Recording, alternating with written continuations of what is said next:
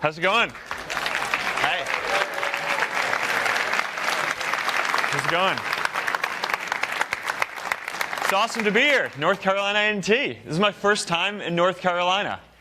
And it's an honor to be here as to kick off the Chancellor's speaker series in Town Hall. It's great to be here with all of you guys. Thank you for having me and for coming out. I'm looking forward to having an awesome conversation.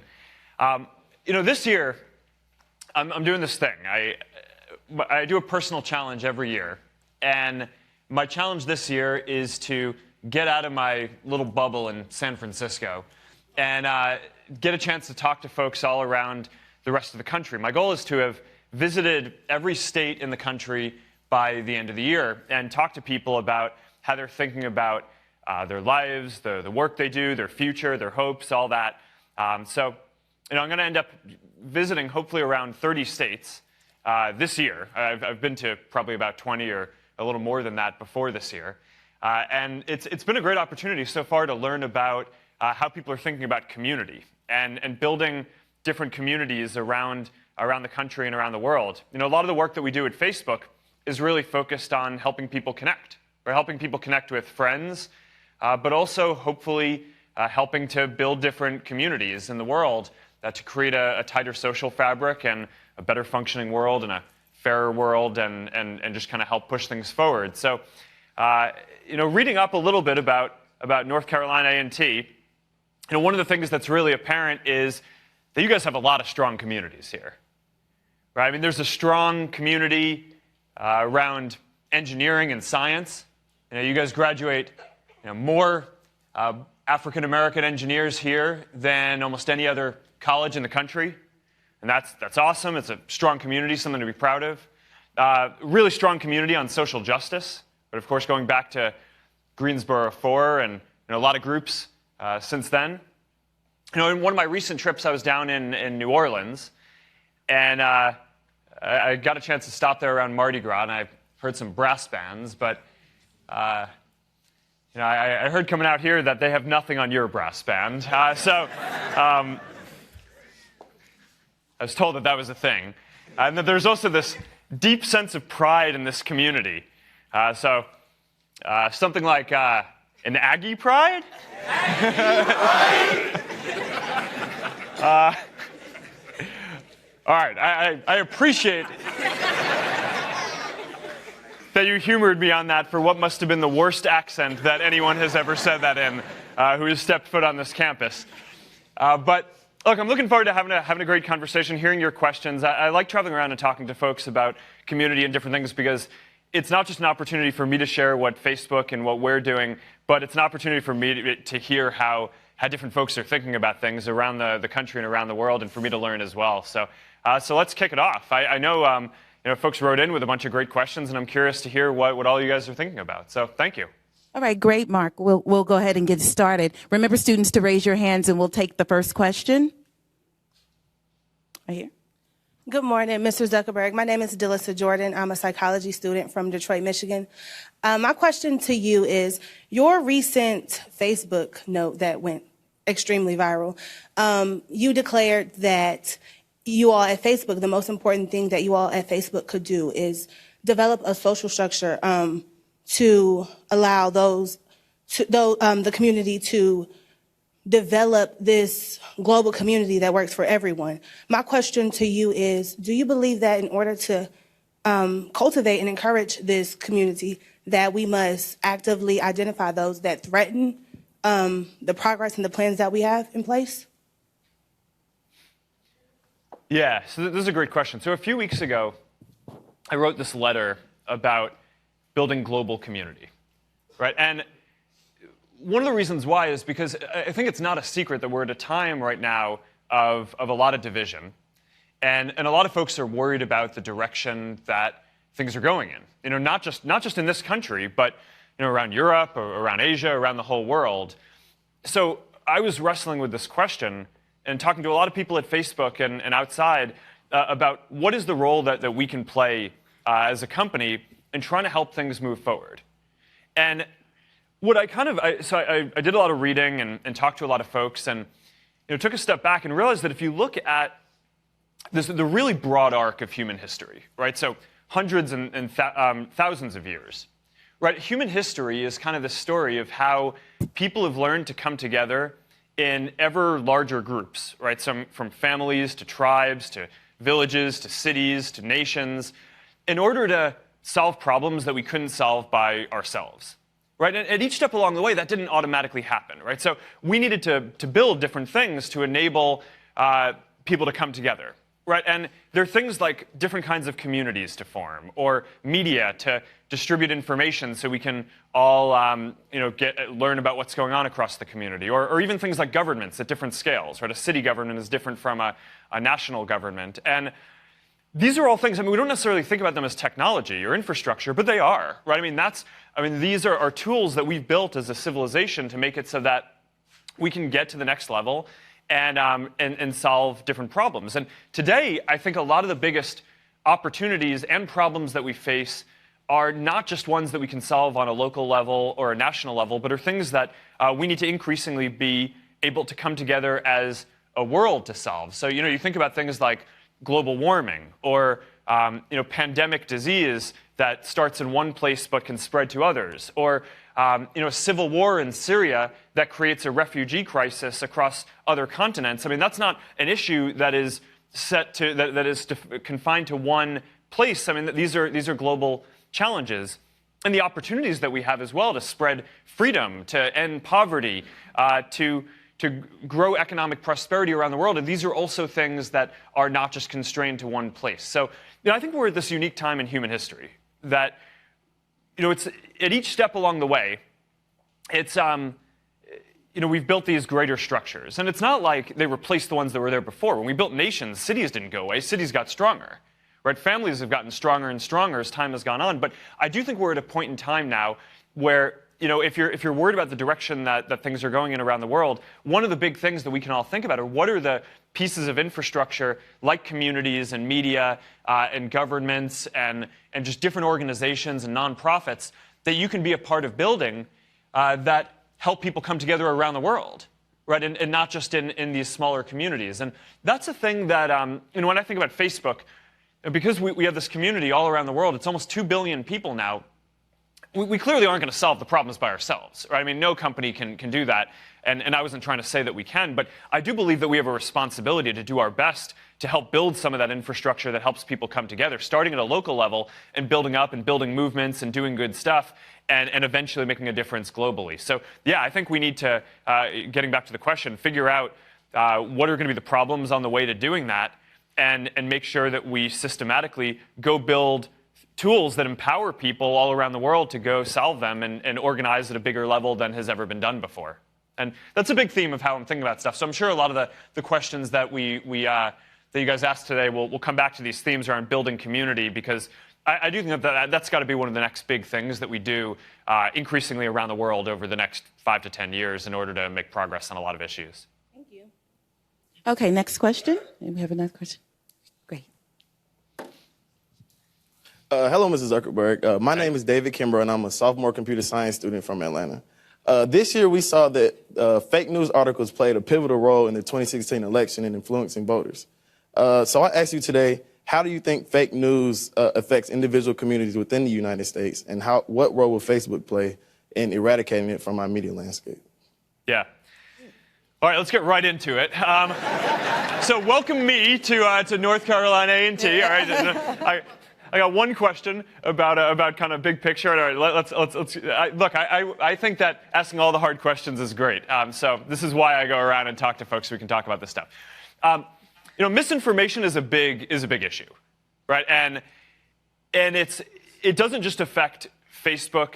It affects a lot of news sources, and we have a responsibility to help fight against it, and we're doing that by doing things like fighting against hoaxes the way that we would fight against spam, by enabling people to flag stuff that might be incorrect, so that way third-party fact checkers can validate it. We don't want to be in the business of determining what people say is true or not, but we want people to have good information about what's right. So, sending it to third-party fact checkers is good. There are a lot of folks who try to spread misinformation just for financial gain, right? They basically make up some crazy stuff Johnny Depp just died of a heart attack or something like that, come up with the most crazy thing that they can, and in order to get you to click on it, so that way you click on it and they take you to a web page that has all these ads so they can make money from the ads. So, we want to make it so that they can't run Facebook ads there. Maybe they can find some other ads to run, but they're not going to run ours on ad farms like that. So there are a bunch of things that we can do to disrupt the economics, make it so that the content can't get shared. But this is a big issue. Now, one thing that I really want to be really clear on is that we're really against fake news and misinformation. There have been some accusations that say that we actually want this kind of content on our service because it's more content and people click on it, but that's crap, right? I mean, no one in our community wants fake information, right? Everyone wants real information. So if someone clicks on something and they have a bad experience, then they're not going to trust Facebook, and they're not going to want to get more content from Facebook, and that's not good for us, right? So we are really aligned with our community in trying to do what we can to make it so that this content does not spread through the network. Now, part of the issue, though, is that this is a really challenging problem because it's not always clear, what is fake and what isn't, and it's not always a clear line and distinction. There are some things like hoaxes, like what I just said, where people aren't even trying to get it right, and those you can often identify. But a lot of what people are calling fake news are just opinions that people disagree with. And that, I think, we need to be really careful with, because an important part of democracy is people being able to share things that other people are going to disagree with. So we need to make sure that we don't get to a place where we're not showing content or banning things from the service just because it hurts someone's feelings or because someone doesn't agree with it. I think that would actually hurt a lot of progress. So it's a tricky problem. Facebook is committed to doing our part. We feel like we have a big responsibility to help push on it.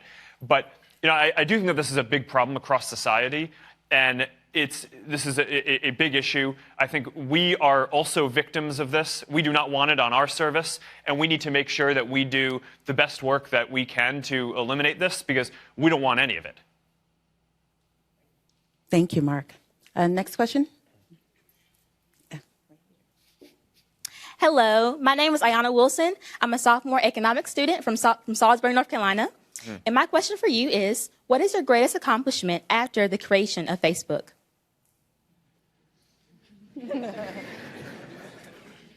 Well, it's kind of hard to beat that, but look, I don't know if this is an accomplishment, but the thing that I am most proud of and that brings me the greatest happiness in life is my family, right? And my wife, we've been together since before I started Facebook, so I don't know if that counts as something since Facebook. We have a wonderful daughter. She's 1 year old. And we just announced last week that we're going to have a second daughter. So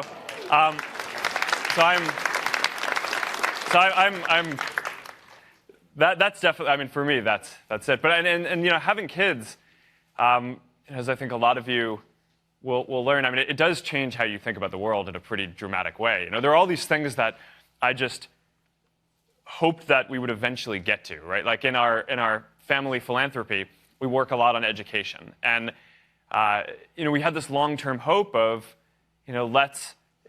hopefully we can really improve the education system over the course of our lives. And now it's like, our daughter's going to go to school in 5 years. We better get on this. This is like a much bigger rush than I'd originally thought it was going to be. And it also, having a family changes the way that you redo your time, right? And think about that. And I make sure. One kind of special thing that I love to do with our daughter is bath time, right? And she's always just been a water baby. She loves swimming. She loves the water. So I just make sure. I used to do meetings super late, and now I just make sure that 3 times a week I'm home to give her bath and clean her, and it's a fun thing that we do. Now, that said, and we might be going into too much information land here. She did poop on me in the bath last week. I was giving her a bath, and then I'm like, damn it. And running a company, I do metaphorically get pooped on a lot, but this was the first time that someone had literally pooped on me. And, it's awesome. She's my daughter, so she can get away with that. I asked our, if you don't mind a digression, I asked our pediatrician when I saw her, I'm like, is that normal? It's like, your daughter, she's not supposed to poop in the bath. She's like, yeah, actually a lot of times when 1-year-olds poop in the bath, that's actually the beginning of volitional pooping, which means that not only did she by accident poop on me, she on purpose pooped on me. So, look, family, the greatest source of joy in your life. That's definitely it for me. And hopefully that was not way too much information on what's going on in my household, and hopefully that doesn't embarrass her too much when she grows up. Oh, well, boys have something in store, Mark, too. It's interesting when you're changing diapers. They do funny things, too. Yeah. Next question. Anybody have a question over here? Well, I don't know if I'm going to get a boy. Yeah, 2 girls. Happy with that. Hey, Mark, thank you so much for being here. My name is Ziddy. I'm a third-year PhD candidate in the Department of Leadership Studies, and I'm originally from Swaziland, but I grew up here in Greensboro. My question is that it's no secret that some of the wealthiest entrepreneurial circles lack diversity. So what do you intend to do about that, and what advice would you give to us as minorities to strategically navigate the entrepreneurial world, so that we can be included? Yeah. So, I don't think it's a secret that the tech community and industry has an issue with diversity. So, and, frankly, I think that that's our problem to figure out, right? And, so you asked what you can do, and I'll get to that in a second, but I think that responsibility rests on us, right? And our, and the companies in the industry to make sure that we get to that. I mean, there's so much research that shows that you need diverse teams to do the best work. So it's important that we do better on diversity, not only because it's the right thing to do for the country and for people, but because that's the only way that we're going to serve our community the best. So we have to do a better job.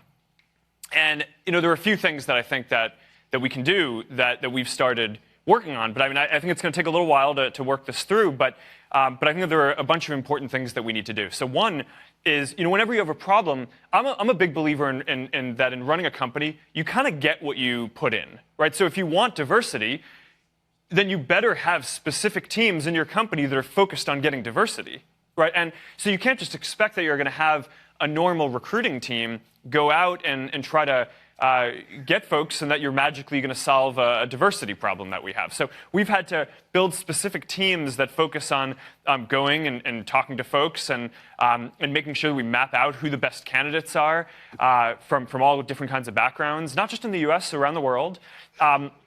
And we do that, and we need to make sure that we train our hiring managers, right? Because they have a lot of different goals and jobs, and they're trying to ship a product. And if you ask different hiring managers across the company, they're all going to say that they want diverse candidates. But then, if they have the choice between, can I get the first person who's good, who could be on my team, and I need to ship this product, or would I rather, put in an extra amount of time to get diversity? A lot of them have different pressures. So we need to make sure that we push really hard and give them the right incentives to make it so that the organization is right long term.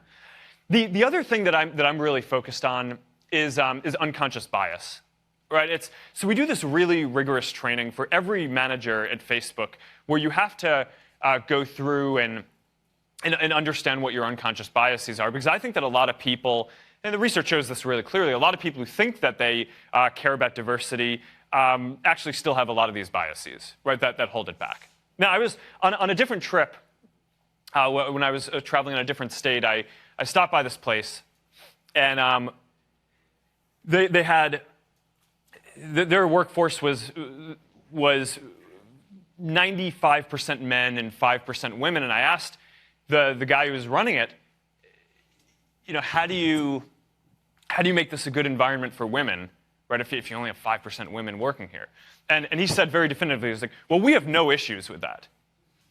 And I kind of roll my eyes, and I'm like, that is not a confidence-inspiring answer, right? Because it's often the people who think that they're doing the best who are doing the worst, right? And why I think that these unconscious biases are so pernicious. So we do this. We have a training at Facebook that goes across a lot of different groups of people, and we refresh it and make sure that every manager is continuously doing it. But look, this is something that's very ingrained in our society, and it's going to take a while to fully back this out. But again, I really think the tech industry has a big issue on this. It's holding us back from building the best things that we can, and we have to solve this. So I appreciate the question, but this one's on us.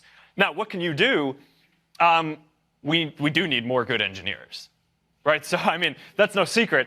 You're doing what you do here. You do the best work that you can in training yourself and getting to be a great engineer, and you will have a good future. Whether it's at a Silicon Valley technology company or another, there's a very clear dynamic in the world right now where there's way more demand for engineers than there are engineers. So if you go just really focus on doing the best work that you can, then there's a lot of opportunity out there. Thank you, Mark. Another question? We'll come up here front. How you doing, Mark? My name is Nigel Hammond. I'm an industrial and systems engineering student hailing from Baltimore, Maryland. My question for you today is, how were you able to continue to learn outside of the classroom and develop a technical skill that was barely being taught? Interesting. So, I think a lot of you guys who are engineers can probably relate to this, that computer science classes are great, and you learn a lot by doing that, but a lot of the best stuff that you're going to do is just hacking around and coding by yourself, right? And we actually see this in our hiring process at Facebook. One of the things that we ask people is, what is something that you've built that's outside of the jobs that you've done, right? Because often that's one of the best ways that people can show passion and leadership is through what they do in their free time, right? Not just the work that you've done at a company or in school, but what did you go take the initiative to go do? So that's always been, I think, a big part of it. I probably learned more coding from just random side projects than the courses that I took in college. And now that's a big part of this personal challenge for me, right? I could spend all my time running Facebook, and that would be good. There are worse things to do than that, and I learn a lot from that. But I want to make sure that I'm a more well-rounded person, and so I try to do different personal challenges every year. So this year, my challenge has been to get out and talk to people around the country. Last year, my challenge was to build this AI system to control my home, and that was a lot of fun, right? And I learned a lot about AI. I learned a lot about home automation, about building certain new types of things that I haven't gotten a chance to code with for a while, because these days I don't get to write too much code. I'm pretty busy running the company, but this was fun because I got a chance to play around with mobile development and different things that I haven't gotten a chance to do for a while. The project turned out well. At the end of the year, I asked Facebook who should be the voice, and everyone. It was pretty uniform. I should have predicted this. Everyone's like, well, you got to get Morgan Freeman to be the voice. Because, of course, he has the best voice, right? That is undisputed. So I called him up, and he was like, yeah, I'll be the voice. Yeah, cool. So that was great. But whether or not you get Morgan Freeman to be the voice of your side project, I do think that just taking on different side projects is a big part of coding and computer science education. So I would definitely encourage you to do that. Yeah. Thank you. Another question here. We'll stay up front. One more. Good afternoon. Hey. Hi. My name is Mitzi Abdulrahman, and I'm a social work major from Charlotte, North Carolina. And I know that Facebook is the most popular platform for friends and family to keep in contact with one another. And that impacts the way we see and learn the world. But I'm wondering if there's another platform that Facebook could introduce that can discuss heavier issues such as Islamophobia to educate society on a broader scale. And my personal opinion, one of the reasons that Islamophobia exists is due to media bias and the lack of positive imagery of Muslims. So my question to you is, Mark, how can Facebook serve as a tool and a platform to help build stronger communities and to remove those roadblocks that we have in the media?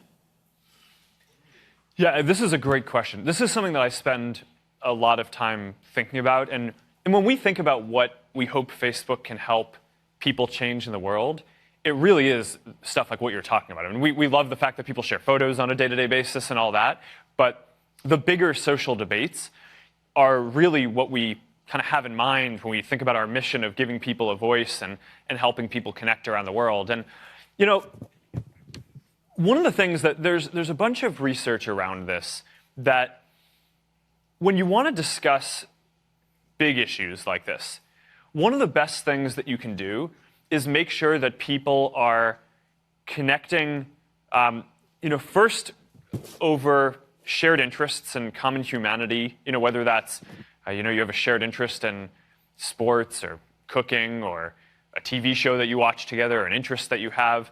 And then you have that debate, or you have that connection. You sit down with a person, you see them, you recognize that they're a person, and then it's much easier to talk about hard topics after that. Even if you disagree, you realize that that person is coming from a perspective that is real, that you share humanity with that person, and you're just much more open-minded to having that discussion. So that's actually one of the things that I'm really proud of that Facebook can do, and that I actually think Facebook can hopefully somewhat uniquely help out in the current media landscape is not just presenting an opinion that's like a point opinion on one thing, right? You read an article, it's about one topic. You don't really get much of a sense of where the author's coming from, or you don't want to just have a debate on that topic with people who may come from a completely opposite perspective. Facebook allows people to connect as people first, and then talk about specific issues on top of that. So, I don't actually think that what you're talking about should be a different platform. I think that when this works well, this should all be integrated into one big set of discussions that people are having. Some fun, some about baby photos or sports photos, or humor, just different things that are going on, and then some serious, right? And if it were all serious, then I think that would be pretty hard to make that work. But if it was all fun and frivolous, then I think that wouldn't be doing its social role. So I think mixing these things together so that way we have those common bonds is the right way to push forward, and that's a big thing that we're pushing on. But this is a big theme in the world right now. We talk about giving everyone a voice and getting a diversity of opinions out there. We also need to make sure that there's enough common ground that we can make progress together, and that is a big theme that we're thinking about today. And I think we have a lot of work ahead of us on that. Okay, next question. Well, I'm head to the other side of the room here. Here we go. Please stand up. Hi, Mark. My name is Toby A&amp. I'm a computer science and electrical engineering graduate. And I also like to give a big thanks for you visiting my home country of Nigeria last year. So my question is, I see you're doing a lot. You said that you're doing a lot of travel this year. I want to ask why you're doing that travel. You explained a bit, but I wanted to ask a bit more and what you learned visiting all those states. I also wanted to ask, what's your favorite state so far, and why is that obviously North Carolina?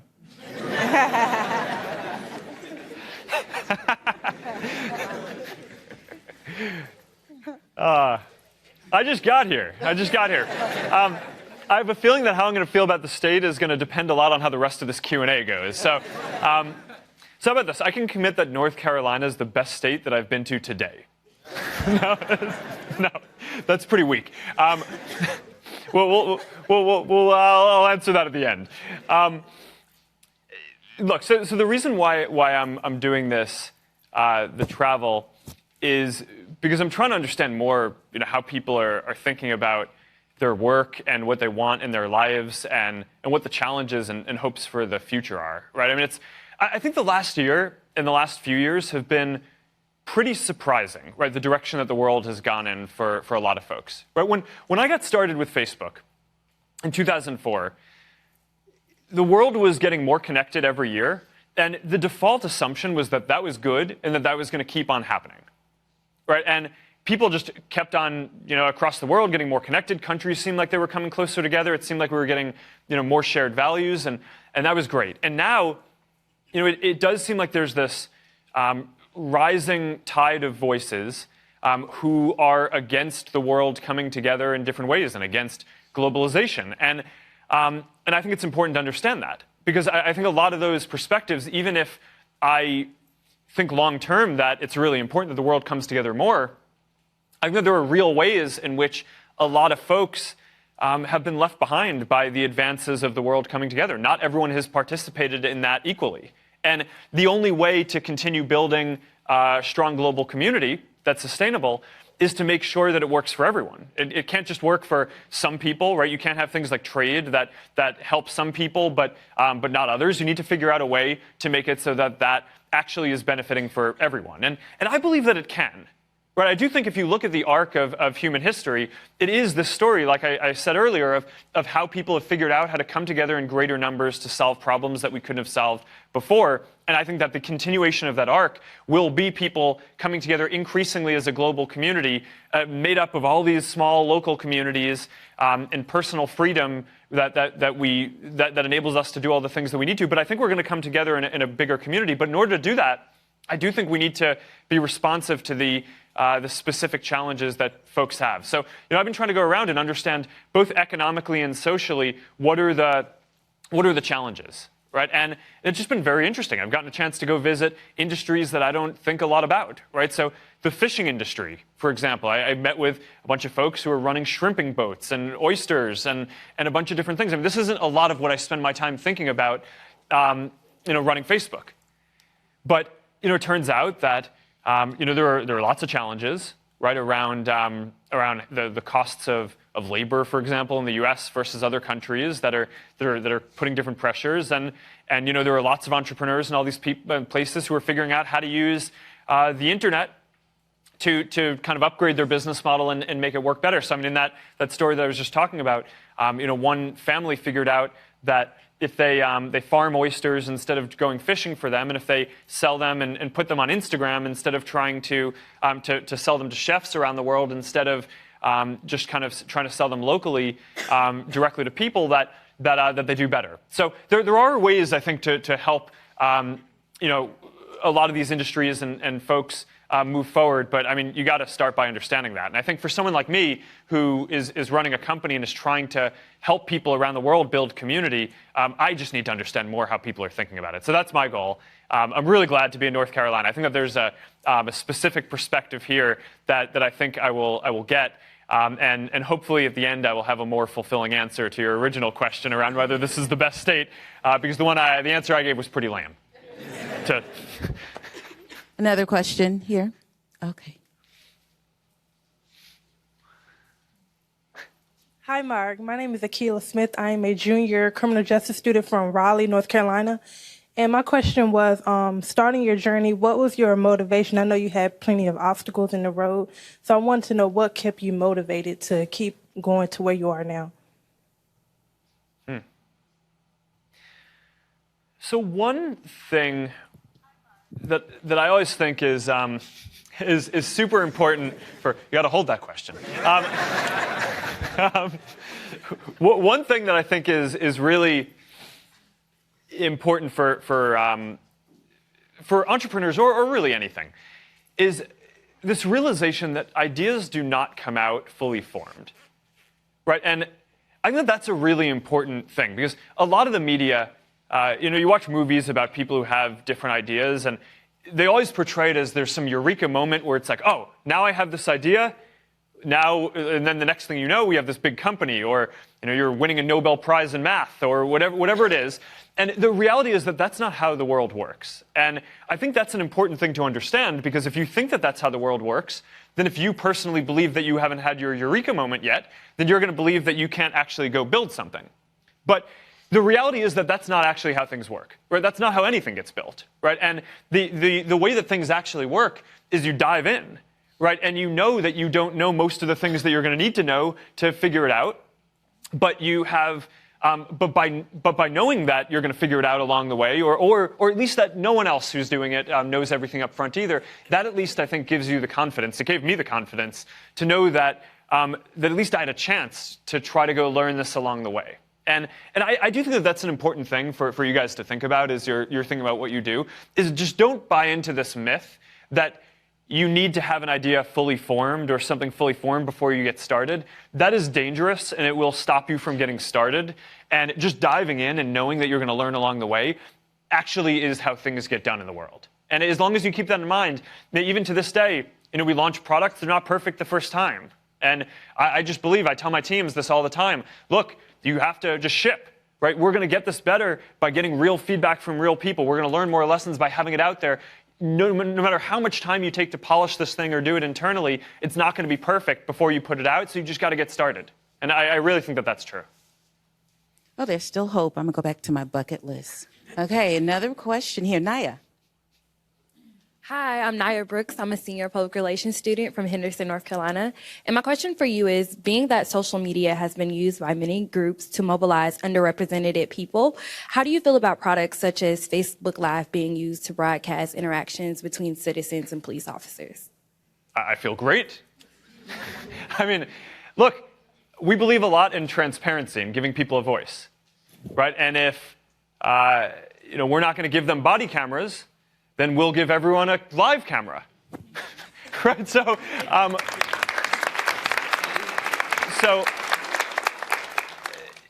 transparency. I think that this is a lot of what Facebook is about, right? Is putting the power in people's hands and giving everyone a voice to share what's important, right? And there's certainly a lot of injustice, right? That now you talk about it and a lot of people deny it, and you put it on camera and they can't deny it anymore. And I mean, there's something really powerful about that. Now, there are real issues that I think we need to work out with this, right? It's live video has grown to a scale that I think we wouldn't have even imagined when we started it. And not just for people kind of hanging out with their friends, but for really socially important things like what you're talking about. I mean, that I think is, we need to make sure that those cases can work really well. But there are also unique challenges that we I think didn't foresee up front, right? I think going back to the last question about how you can't know everything up front, there are certainly challenges that we need to work through on this. So, for example, for different examples around people showing something bad that's happening in the world, there are also people who use live as a tool for broadcasting bad things that they're doing.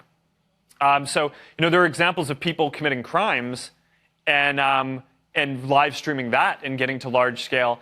And that is something that I don't feel good about, right? And that I think we have a responsibility to not allow. It's not allowed in the terms of the community standards for our community, because there are certain things. If someone broadcasts themselves committing a crime and gets a lot of people watching that, we don't want that to be an example that other people then go see and say, hey, maybe I can go get a lot of people to watch me too if I go steal a car and make a live video of myself doing it, right? There are examples that are really sad around. I mean, there was a girl a few weeks ago who live streamed committing suicide, and it was,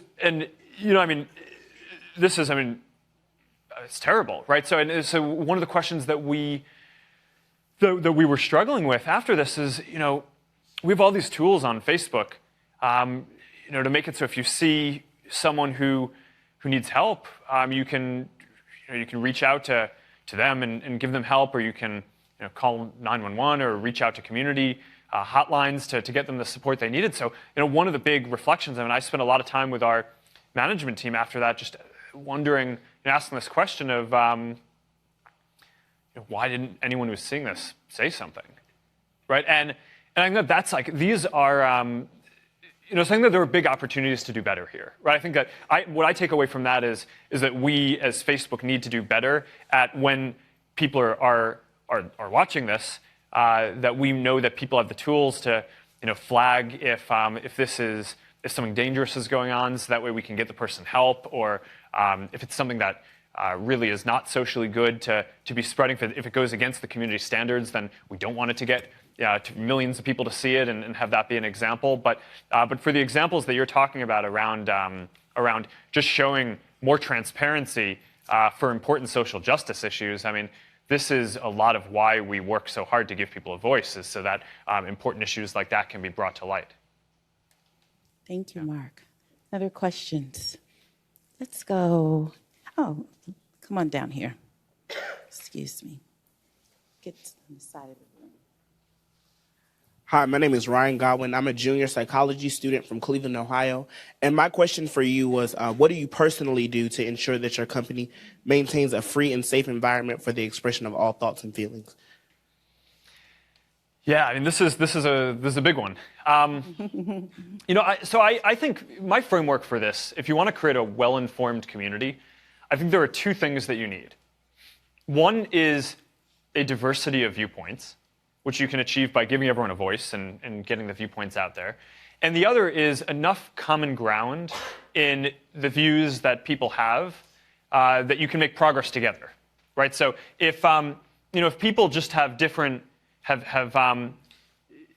if our shared view of reality fragments so much that we don't kind of share any common views on how to get things done together, then we're going to have a hard time making progress as a society. So we think about both of those issues. And there have been a lot of issues around misinformation in the last year. So people talk about fake news, but I think that there's actually more beyond that. I also worry about sensationalism and polarization.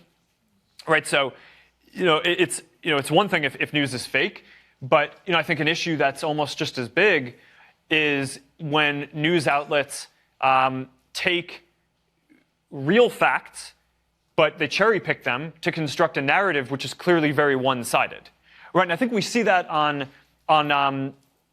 all sides of the spectrum, and not just in politics. Right, I mean that's happening in discussions about business, around sports, around any different kind of area where you could have that debate. I think we're seeing that kind of polarization. So the question is, how do you resolve this? And there are folks who say, hey, you should just not allow some of this stuff. And our approach has always been much more focused on how can you combat misinformation by allowing a greater diversity of opinions rather than less. So, I talked about things like people can flag something if they think it's incorrect, so that way we can have a third-party fact checker weigh in. But again, it's not saying, hey, you can't share this thing if you believe it or if you think it's funny or you think it's good, but a person who's reading it may also benefit from knowing that in addition to the fact that you wanted to share this piece, this respected third-party fact checker disputes the fact that it's true. Right. So, but I think that that's always the approach that you want to take. And we've been the subject of a bunch of controversy on some issues. I mean, we have a board member who is an advisor to the Trump administration, Peter Thiel. And I personally believe that if you want to have a company that is committed to diversity, you need to be committed to all kinds of diversity, including ideological diversity, right? So I think that folks who are saying that we shouldn't have someone on our board because they're a Republican, I think that's crazy, right? I think you need to have all these different kinds of diversity if you want to make progress together as a society. But I do believe that the answer is getting different views out there and increasingly giving people a voice. So that way you can get more different opinions out there, and also building tools so that we can bring people together and have enough common ground to move forward on that together. Great, thank you. Next one. Hello, how you doing? Good. My name is Jalen Niles. I'm a high school senior at the STEM Early College here, and I'm originally from Maryland, and now I live in Greensboro, North Carolina.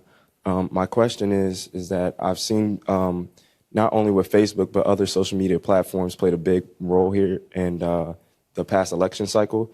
So I wanted to know, how do you think Facebook will play a role not only in the government, like big government election cycles, but also in state and local election cycles that are not,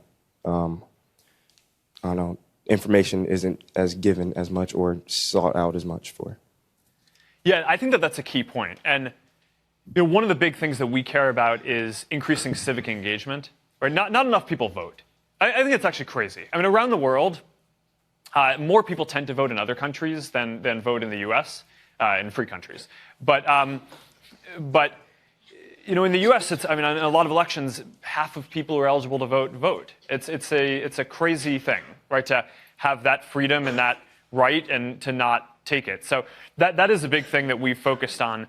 And in the last election, we helped more than 2 million people register to vote, and then we ran another campaign to help more than 2 million people actually go vote in the election.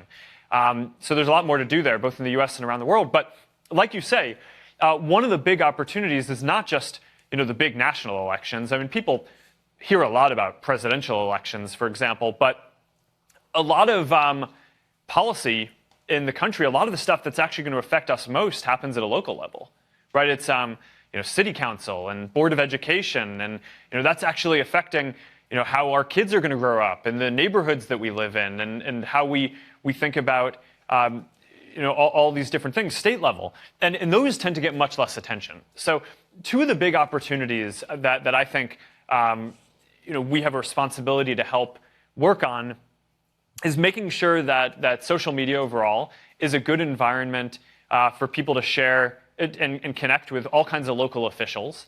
And also that we help people connect not just around elections, that in this country, not only going to the ballot box every 4 years, but actually staying engaged on civic issues. So one of the big things that we're doing is we're really focused on helping people connect to candidates and local officials. The day after the election last year, we sent everyone out this notification that said, hey, here are all your new elected officials, right? All the way from the top down to your city council or whoever else was elected, and gave you one button where you can now follow all of them.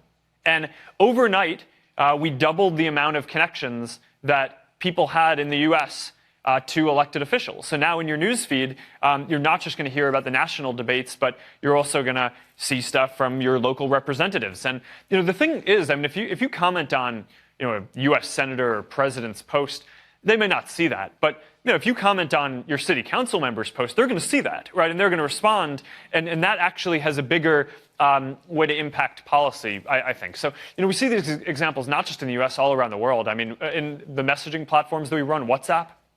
There are examples, in Europe and across Africa where you have whole towns are in a WhatsApp thread and are basically telling the elected officials what they need and what's going on, and that's how the elected officials stay plugged in. So I think that there's a big opportunity to help keep people engaged between the elections and making sure that people have the information that they need for all elections. But I would definitely, I really agree with your point. I would encourage everyone here to stay focused on not just the big ticket ones, but all of them, because that really makes a big difference. Yeah, I just got on Facebook last October. Now you're talking about WhatsApp. What's up? What was that? WhatsApp. Yeah. WhatsApp. It's a big messaging service. I'm just catching up. Yeah. Well, I'll show you how to use it after this. Okay, that'd be great. Thanks. Next question. Come on. And you go, Brianna. Good evening. My name is Brianna Mack, and I am a first-year graduate student in the clinical mental health counseling field. And my question for you is, when speaking on the topic of leadership, what is one misconception that you have found this generation to have, and what are you personally doing to change or influence that misconception? So the biggest one I talked about before, which is this idea that ideas come out fully formed. I do think, I really think this applies to everything that you guys will do. I just think that that's a dangerous idea. And I think believing that you can just dive in and that you don't need to know everything up front is really important. But because you asked another question, let me think of number two, I think would be, I think getting really good people around you is really important. And, it's this kind of thing that, I don't know, that's kind of trite to say, right? That doesn't sound like a misconception when I say it, but the extent to which you believe it, I think is really important, right? There are a lot of things that people say about hiring that I feel like they don't actually live out in practice. So, we were talking a bit earlier about diversity. A lot of people pay lip service to it, but I think you actually need to work on it. No one, hardly anyone is going to say that hiring diversity is going to be bad, or isn't going to say that they don't want it.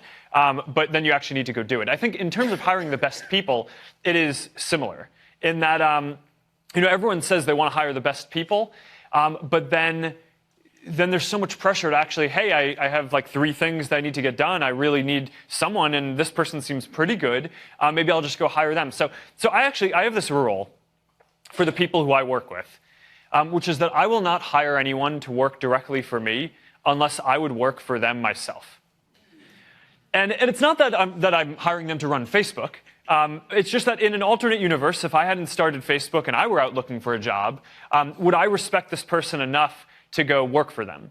And when I go look at our core team of people, folks like Sheryl Sandberg, and all the folks who lead product development at the company, the answer is clearly yes. Right? I would absolutely go work for them if the tables were turned and I was in a different situation. And I think that that's a great way to think about what you guys do. I mean, you're going to have to work with other people, right? You want to make sure that that the people who you have on your teams and that are around you, whether they're on your team or they're working for you, are people who you would feel comfortable working for. And if the people around you don't pass that simple test, or if you're going to be hired onto a team and there are 3 other people, and the other 3 people on the team aren't people who you would be comfortable working for because you feel like you would learn from them, then I don't know. I'd think about finding a different team to join, right? If you can. And so I think that is a good test that has always served me well, in just knowing exactly what I mean when I say I want good people on the team. It's really that.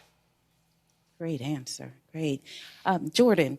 So Mark, Jordan is our Student Government Association president. Awesome. So we definitely have that. Good afternoon, Mrs. Zuckerberg. My name is Jordan Green. I'm a senior accounting student from Raleigh, North Carolina. I humbly serve as the SGA president.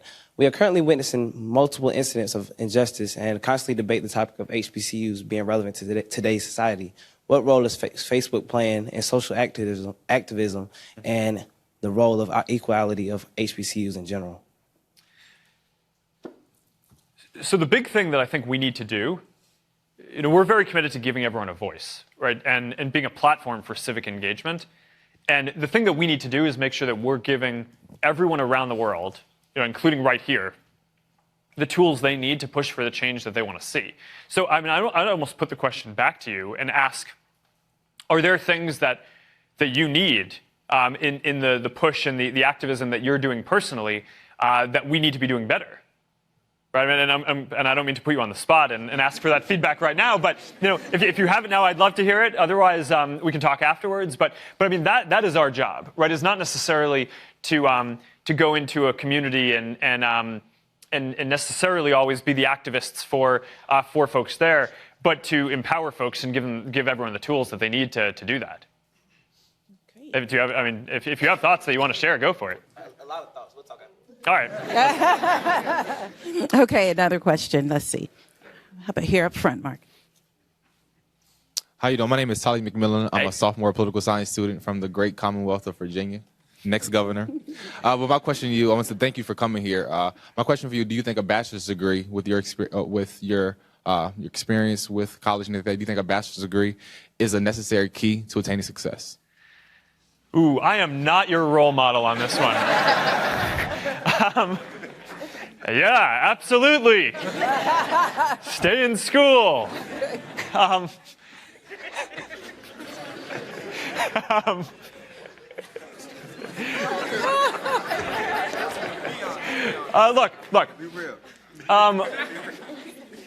I think it helps. I loved the time that I spent in college.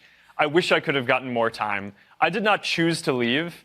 I just happened to build Facebook, and it kind of made me leave. But if I had the opportunity to learn for 2 more years in college, college is this magical time, right, where you get to explore different interests and focus on different things and meet great people. And that is not something that I would have wanted to have given up. And if I could have magically if I could have done Facebook in my senior year, I would have done that. Or after I left, I would have done that, and I wish I could have stayed in college. But and of course, there's no doubt. I mean, there's a lot of research that shows that having a bachelor degree absolutely does help increase your job potential, your earnings potential, all that. So yeah, I mean, look, it's kind of crazy for I'm not necessarily the best spokesperson for this message, but like, unless there's a really, really good reason to leave college, you really should finish college. And even me, I'm going back to college to get. I'm going to get a degree this year. Harvard finally allowed me to come back, and I have to say, I think that this is probably going to be the thing that my parents are most proud of me for. So look, yes, I'm not the right messenger, but stay in school. Okay, Mark, we'll take a last question here. Kristen. Hey, Kristen. Hello. My name is Kristen Shipley, and I'm a junior public relations student from Baltimore, Maryland, and I'm also a former Facebook intern. And my question for you is, we've talked a lot about different social issues, social justice, and we kind of see at least as millennials, I think we see our government sort of as working under this antiquated system, and with an infusion of technology and like with your expertise, do you have any plans or intentions of running for president, possibly with other innovators such as Kanye West, who's expressed interest in running as well, but do you have political aspirations? All right, well, let me take the second question first, which is I don't think that Kanye is going to be at the bottom of anyone's ticket. But to the bigger question, no. I mean, look, one of the things that I think is kind of is a little funny is, all right, so I'm doing these trips to go around and meet folks, and a lot of folks are like, oh, he's trying to meet people. He must immediately be trying to run for office. And it's like, what? Like the rest of what I do isn't important or relevant? Like, it's like there's no reason for me to actually understand people. It's like we're building a community here. It's not that small, it's good. No, I mean, look, I think that that we each play our role, right? And one of the things that I think needs to get done is there needs to be certain technology and tools that empower people to build the communities locally and around the world, to build a tighter social fabric, so that way we all have this broader shared platform as a society to make progress in all the things that we care about, right? And I think each person should do the things that they're best suited to do. And for me, running Facebook is a really big responsibility and an opportunity to make an impact on a lot of the things that I know we all care about. But it's certainly been a blessing in my life, and I think a huge responsibility that I have to make the biggest change that I can with that. And that's what I'm focused on, as well as the philanthropy that I do with my family to make sure that, with all the luck that we've had, that we do our best to give back to folks all around the world to help build communities and make sure that everyone has the opportunities that I've had. So thank you. And thank you guys all for coming out today. This has been, I think this is a pretty good Q&A. You guys asked some pretty hard questions. So I appreciate that. That's what this is about. And I'm looking forward to getting to follow up and hear from more of you guys over the coming days. So thank you. All right.